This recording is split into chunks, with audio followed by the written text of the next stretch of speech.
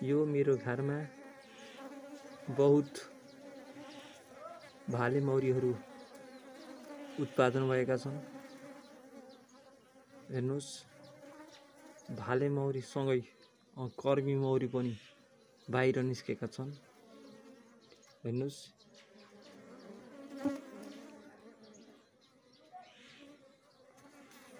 ए भाले मौरी हेर्नुस्, मैले पकडेँ यसलाई।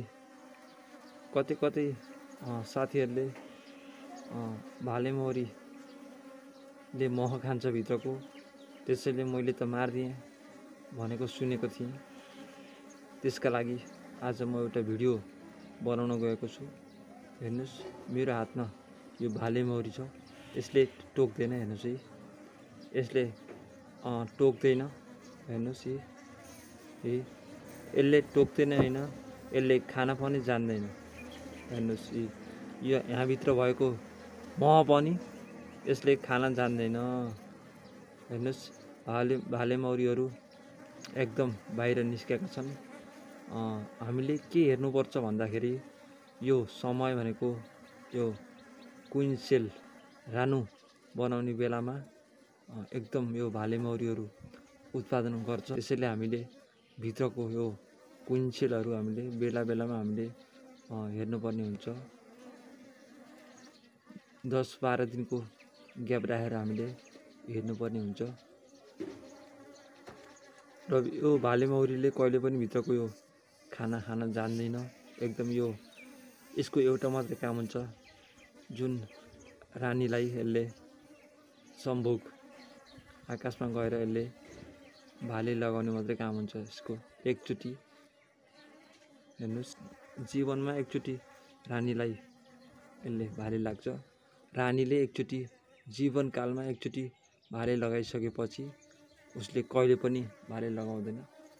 एकचोटि लगाइसकेपछि 3-4 वर्षसम्म यो नमरिन्जेल रानी नमरिन्जेलसम्म उसले अन्डा पारेको पारै गर्छ।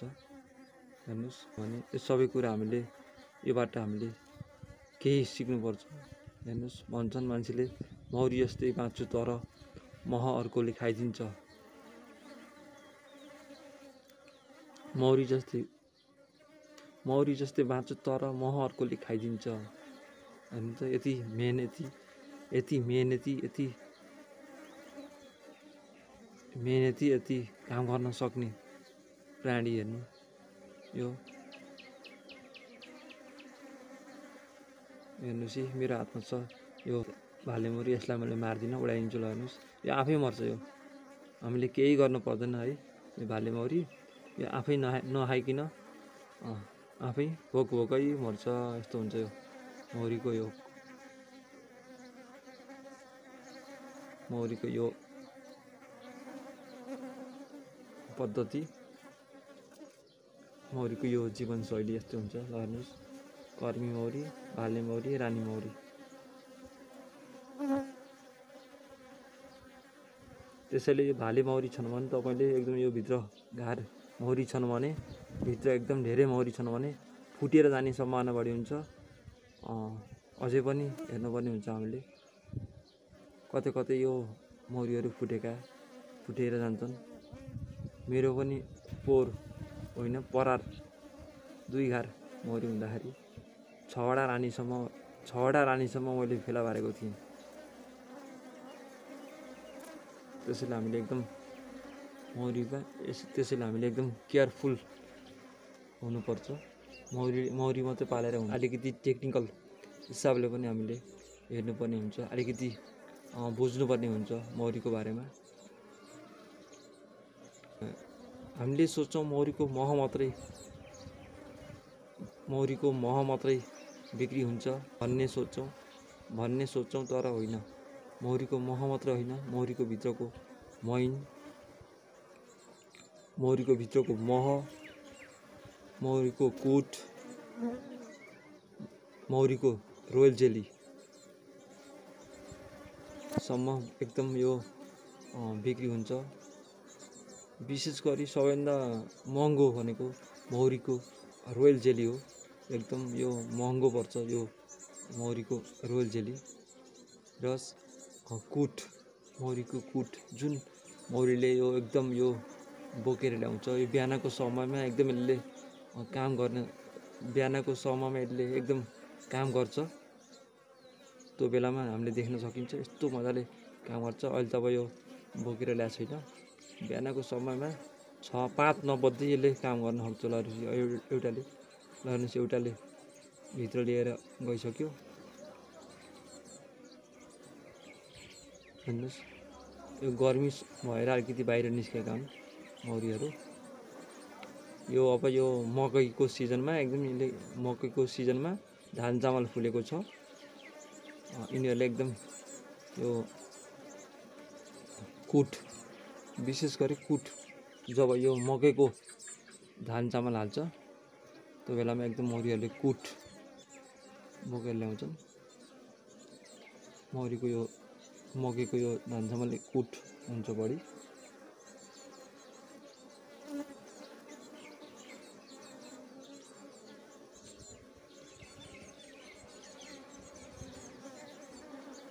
एकदम मौरीहरू एकदम जोसिला, फुर्तिला, काम गर्न सक्ने एकदम राम्रो अवस्था छ।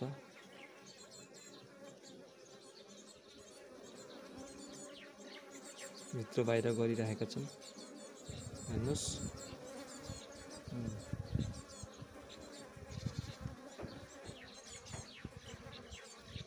हेर्नुहोस् यी आफै मर्छन् यी भाले मौरीहरू। हेर्नुहोस् यी यस्तो अवस्था हुन्छ। ल हेर्नुहोस् भाले मौरीको।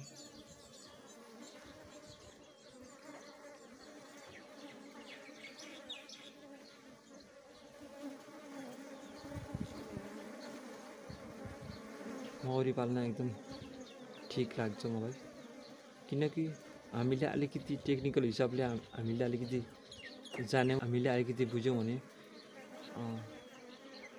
एकदम राम्रो हुन्छ मौरी पाल्न।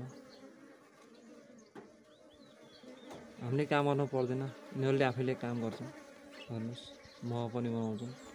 यिनीहरूलाई हामीले अलिकति मौरीलाई वातावरण दिनु पऱ्यो, मौरी बस्ने वातावरण हामीले दिलाइदिनु पऱ्यो, बनाउनु पऱ्यो।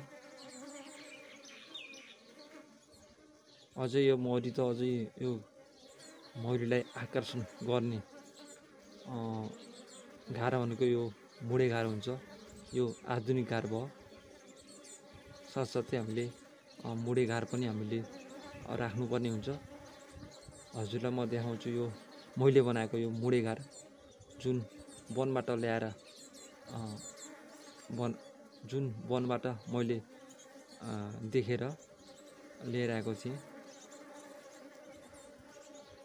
यसरी मैले राखेको छु। यो प्योर कडुजको मुडा हो। यो पनि कडुजकै हो। यो सरी हो, यो पयमको हो। यो पनि कडुजकै भयो। यो पनि कडुजकै। अर्को पनि छ मसँग। अर्को मैले राखेको छु उता मौरी आउने ठाउँमा। पयमको मुडो राखेको छु मैले।